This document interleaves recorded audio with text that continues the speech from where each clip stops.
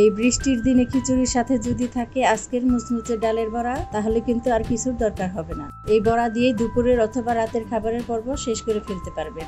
যারা দ্রুত মজার কিছু রান্না করতে চাচ্ছেন তাদের জন্য হচ্ছে আজকের রেসিপিটি। এখানে 1.5 কাপ খেসারির ডাল ভালো মতো ধুয়ে পানিতে ভিজিয়ে রেখেছিলাম 3 ঘন্টার মতো। ডাল এরকম নরম হয়ে আসলে পানি ঝরিয়ে একটা ব্লেন্ডারে নিয়ে নেব।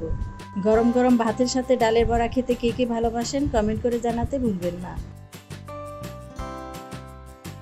আমি ডাল থেকে পানি ভালো মতো সেকে ব্লেন্ডারে এভাবে দিয়ে দিচ্ছি।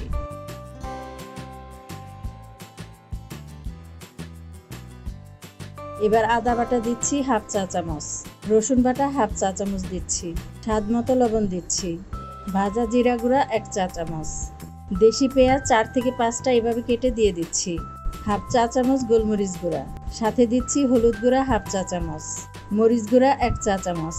এবার ঢাকনা লাগিয়ে ব্লেন্ড করে নিচ্ছি। একদম মিহি করব না, আদা ভাঙা করে ব্লেন্ড করব। ব্লেন্ড করার পর আপনাদেরকে দেখিয়ে দিচ্ছি ডালটা কেমন হবে। ঠিক এরকম দানা দানা থাকবে। এবার এই ব্লেন্ড করা ডাল একটা বাটিতে নিয়ে নিচ্ছি।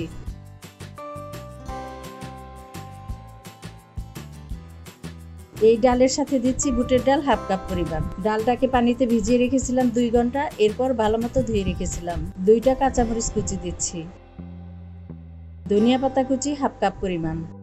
এবার সবকিছু মাখিয়ে নিচ্ছি। আপনারা চাইলে এভাবে মাখিয়ে ফ্রিজে রেখে দিতে পারবেন।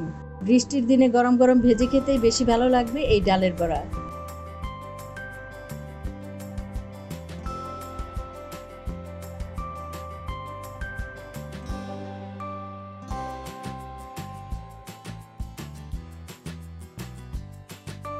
ভালো মতো মাখানো হয়ে গেলে পরিমাণ মতো ডাল নিয়ে কাবাবের মতো বানিয়ে নিচ্ছি।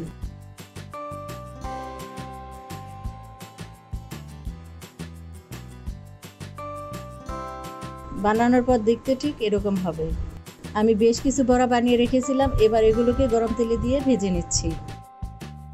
তেল গরম করে মিডিয়াম আঁচে রেখে ভেজে নিতে হবে, যাতে ভাজার পর ভেতরে কাঁচা না থাকে। 2 পাশে রং করে ভেজে নিচ্ছি। খেতে একদম কাবাবের মতোই লাগবে, আর থাকবে উপরে মুচমুচে ভেতরে নরম।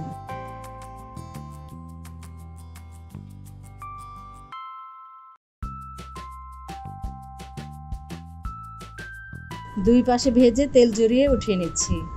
গরম গরম বানিয়ে খেতে পারলে বেশি ভালো লাগবে। এই বৃষ্টির দিনে এরকম ডালের বড়া বানিয়ে পরিবারের সবাইকে নিয়ে মজা করে খাবেন। আজকের মতো বিদায় নিচ্ছি। সবাই ভালো থাকবেন, সুস্থ থাকবেন। আল্লাহ হাফেজ।